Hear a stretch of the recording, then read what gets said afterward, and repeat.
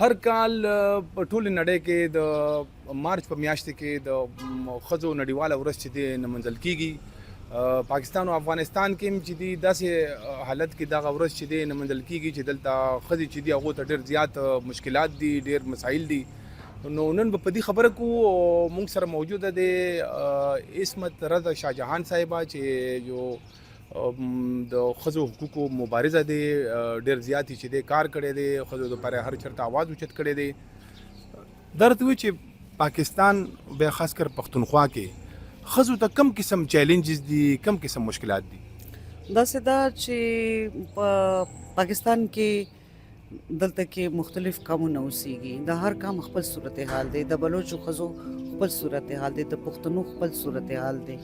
بیا په دې قومونو کې دلته مالدار او غریب دي، بیا د هغوی خپلې طبقو صورتحال دی.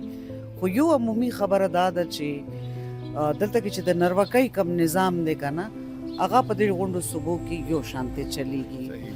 هغه په امتیاز باندې مبني دی چې د ښځې حیثیت کم دی، ریاستي پسه ده، ولس په سطح باندې د ښځې حیثیت کم دی، ښځه شاته پاتې ده. او خاص طور پښتونخوا کې تېر 45 کاله جنګ تېر شو. هغې دپاره یو داسې سختګیر نظام د پاکستان اسټبلیشمنټ جوړ کړو چې هغه مطلب یو انتها پسند نرواکي نظام و. هغه ته د هغې شکل مونږ ته افغانستان کې هم ښکاري، دلته هم ښکاري. او کله کله زه خپل دوستانو سره خبره کوم، زه ورته وایم چې پهله پښتون ولس کې د ښځو دپاره سکولونه نه وو، او وګړي مو خوار غریب وو چې سکولونه جوړ شو او مونږ خویندو میندو ته اجازت میلاو شو، نو سکولونه په بامونو والوزه، جینکې تعلیم ته او روزګار ته نه پرېښودلې. نو مونږ چې څومره ګټې شوې وې، هغه ګټې مو هم ویلې. د پښتون وطن خبره کېږي. مونږ یو مخصوص صورتحال دی. مونږ دا علاقه چې د جنګ یو مورچه ده، او مخکې 40 کاله په دغه سوړ جنګ کې یعنی کولډ وار کې، اوس دا دویم کولډ وار شروع شو. نو دا یو جنگي مورچه ده. دلته کې تحفظ نشته، نارینه ته نشته، ښځو ځان ته خبره ده. اوس د مثال په طور د ووټونو حقونه راغلل. د انګریز لاتلو نه پسته تر دا 15 کاله مخکې پورې د مونږ چې کوم فارمر فاټه وه که نه، په دې کې د ښځو څه چې د سړو ووټ هم نه و منلی، دی اډلټ فرنچایز نه و. هغه ووټ حق چې راغی نو څه وشو په الیکشن کې، دا تېر الیکشن کې پولینګ سټیشن یې والوځولې چې دومره تشدد و چې ښځې راوتې نه شي چې ووټونه یې ورکړل اچولي وای. نو د جنګ د وجې کارخانه نشته چې ښځې پکې نوکرۍ وکړي، روزګار نشته، کارخانهدار لاړل، صنعت سازي نه ده شوې. نو پښتون ولس چې دی دا دی چې دا کم دلته کې استعماریت دی، خاص طور هغې د وجې تاریخي طور ولس ټول شاته پاتې شو. د دې چې کومه ارتقا وه هغه قبایلي نظام کې ګیره شوه، ځکه چې پهله برطانیې دپاره د قبایلي نظام هغې دپاره سوټیبل و چې په دې په ذریعه به لوکل خلک چې دي هغه کنټرول کوي. یا دا چې بیا چې دا کولډ وار شروع شو، په دې کې دی مطلب ارزان بیا فایټرز دی ته پکارو، نو موږ ماشومان طالبان کړل. چې کم ځوانان پاتې شو، روزګار نو هغوی لاړل ګلف ته په میلیونونو باندې. نو ښځه چې دا هغه دا غونډ زراعت چې دی د هغې په سر راغی، کار هم ډبل شو.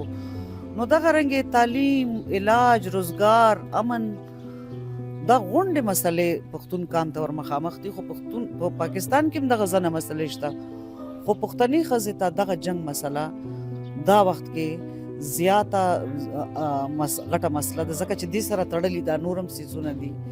نو دې د وجې پښتني ښځې چې دی هغې دپاره نن امن ضروري دی، صنعتکاري ضروري ده چې د ښځو ته روزګار پیدا شي، تعلیم، علاج، روزګار ټول بندوبست پکار دی.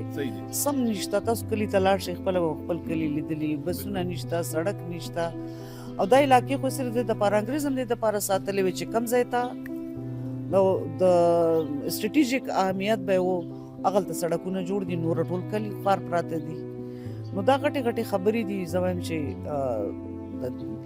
دغه خبرې دي چې د ښځې حیثیت یې ډېر کم کړی دی. صحیح دی. ښه، تاسو د تعلیم خبره وکړه که نه، څنګه چې افغانستان کې د ښځو تعلیم باندې بندیزونه دي، مشکلات دي، یونیورسټیو ته چې دی هغه جنکۍ نشي تللی، دغه شان پښتونخوا کې هم چې دی ډېر ښه حالت نه دی. دلته هم چې دی روزګار او بیا روزګار ځایونو کې کار کول او بیا مشکلات چې دي لکه ښځو دپاره شته دي څه وجوهات دي؟ نو افغانستان خو ګوره ما خو تاسو ته اوس به هغه خبره بیا دوباره ریپیټ کم چې دا جنگ زده علاقې دي نو په جنگ کې ته ژوند بچ کې دا د ژوند حق نه مني دا جنوسایډل ریاست دی نو جنوسایډ روان دي بلوچ پښتانه د دې جنوسایډ روان دي دلته کې داسې قوانین دي کاغه افغانستان دی کاغه د پښتونخوا ده باغې کې دغه قوانین دي چې هغې نه پرېږدي او دا غونډ عالمي استعماري نظام چې دی دغه په ذریعه باندې جوړ دی کاغه پاکستان فوج دی کاغه طالبان دي دواړه د ښځې حق نه مني او افغانستان کې خو دا ده چې دوه اګریمنټ لاندې چې کله طالبانو حکومت جوړ شو نو هغوی دغه ما په نقطه نظر کې د ښځو تعلیم او روزګار باندې بندیز مطلب دا و چې دلته نه مترقي او ډیموکریټک فورسز وځي دا یو لایحه عمل په تور باندې شوي نو ښځې چې کومې دي هغې پکې ګټلي حقوق بیلل نو هغه دا ده چې موږ وطن کې خپلواکي د جنگ خاتمه استعماریت خاتمه او دې نه علاوه ډیموکریټک نظام بحالي په افغانستان کې یو آزاد افغانستان چې څو پورې سټیبل او آزاد افغانستان نه وي جمهوري افغانستان نه وي دې سیمه کې هم همدغه حال وي صحیح دی دا چې کوم نړیوالې ادارې دي که نه چې د ښځو حقوقو دپاره کار کوي دا تاسو په نظر باندې خپل ذمہداري پوره کوي یا د هغو ذمہداري څه پکار دی؟ هغه داسې ده چې دا اوس ته چې دا کم حالیه خبرې وشوې که نه چې امریکا راپاسېدل هغې په وینزویلا باندې حمله وکړه د هغې صدر یې اوچت کو او وی دا تیل او دا ټول وسایل زموږ شو په عراق کې چې څه وشو په افغانستان کې چې څه وشو په سیریه کې چې څه وشو او کیوبا باندې سینکشنز لګولي دي او ایران باندې حملې وکړې نو کمې دي عالمي ادارې یو ان عملی طور ختم دی نه قانون شته نه اصول شته او دا داسې استعماري پالیسیانې دي چې دا انګلو سیکسن امپایرز دی پسې شاته ولاړ دی امریکا په سربراهي کې او یو اسرائیل دی یو امریکا د دغه غونډ یو ځای دی او د دنیا اوس دنیا کې چې کم ملټي پولر دنیا جوړېدو طرف ته روانه ده دی هغه ایسارول غواړي عالمي نظام خو چې د غذا بورډ جوړ کو هغې سره خو پوره غونډ عالمي نظام کېناسته که نه نو دغه ادارې چې دي دا خو مخکې هم دا استعماري سپیسز وو دې کې کله هم د محکوم کامونو یا د امن خبرې نه دي شوې نو ما خو چرې هم عالمي ادارو باندې دومره دغه نه وه البته مخکې په دنیا کې غټ غټ داسې سیاسي پلیټفارمز وو چې هغوی په ګلوبل پیس او پالیټکس خبرې کولې لږه انټرنیشنلز وو که نه نو اوس هغه هم نشته اوس دا ده چې یو ریجنل دغه را روان شوی دی لکه اوس مثال په طور د ون بیلټ ون روډ چاپیره چې دي یو ریجنل بلاکس جوړیږي نو دغه ولګېدو بیا انګلو سیکسن امپایرز چې دي دا ولګېدل امریکا ولګېده تاسو ولیدل چې څنګه برطانیا یورپ ملکونه راورسېدل چین ته او انډیا ته راورسېدل نو هغوی ایشیا بلاک جوړوي نو زما دا خیال دی چې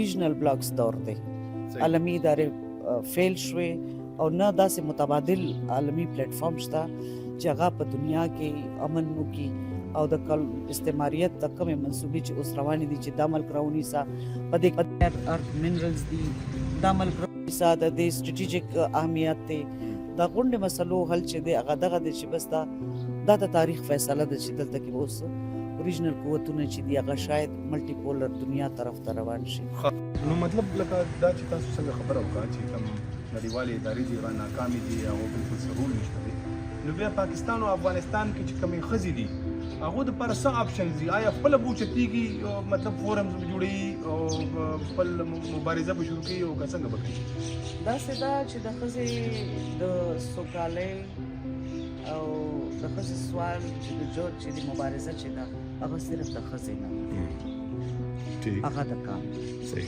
دا سیاسي پارټیانې دا تاریخونه دی خپل مبارزه کې د ښځې سوال چې دی هغه شاملوي ښځې کامي تاریخونه ډک دیوالو شو ته وګوره پښتنو ته وګوره هغې غونډ کامي تاریخونو کې ښځې شته او نیم کام ښځه ده ته چې کامي مبارزه کوي او د ښځې سوال نه وي، ټولنیز انصاف نه وي، ښځې دپاره انصاف نه وي، هغه مبارزه نامکمله ده.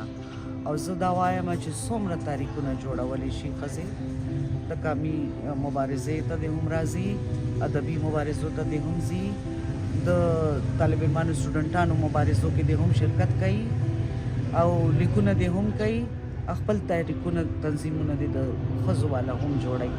خو ښځې د ښځو تنظیمونو ته محدودول چې دی دا نه د ښځه باید سیاست مین سټریم ته ځای ورته ورکړي. او دغه زمونږ پښتون وطن کې چې څومره تنظیمونه دي، سیاسي تنظیمونه دي، هغه د یو کلتوري انقلاب پکار دی چې هغه دغه خپله ایجنډه کې خو د ښځې سوال شامل صحیح دی او ورسره د ښځو نمایندګي هم زیاته کړي. نو څومره چې ښځې راوستلی شي مین سټریم ته هغه دې راولي، خو په خپله به هم دا د نارینه او د ښځې مشترکه مبارزه ده. ځکه چې نوې وطن جوړوو، نوې ټولنه جوړوو، انقلابات ته سوچ کوو، نو بیا هغه د پوره کام مبارزه ده. او کام کې هر څوک دي، په هغې کې مسلمان هم دی، په هغې کې سکھ هم دی، په هغې کې ښځه هم ده، په هغې کې نر هم دی، په هغې کې امیر هم دی، په هغې کې غریب هم دی. صحیح. نو زه دا واړم چې د مبارزو کې د ټولنیز انصاف او د ښځې سوال چې دی دا په خپل منشورونو کې، خپل آئین کې شامل کړي او ښځو ته مبارزو ته ځای هم ورکړي او خپله دا مبارزه هم وکړي. په دې ښځو باندې دومره کارونه اچولي دي، سهار ته ټولو ځي، د دوی تروریانې، میندې، خویندې، بچي، کور، جامې، لرګي، واښه، مال دا غونډ دي سنبالوي. او اوس ورته وایي مبارزې بوج هم واخله. نو مبارزه د ښځې دپاره ته هم وجنګېږه که نه، هغه به هم جنګېږي. نو کلونه به څنګه روزي؟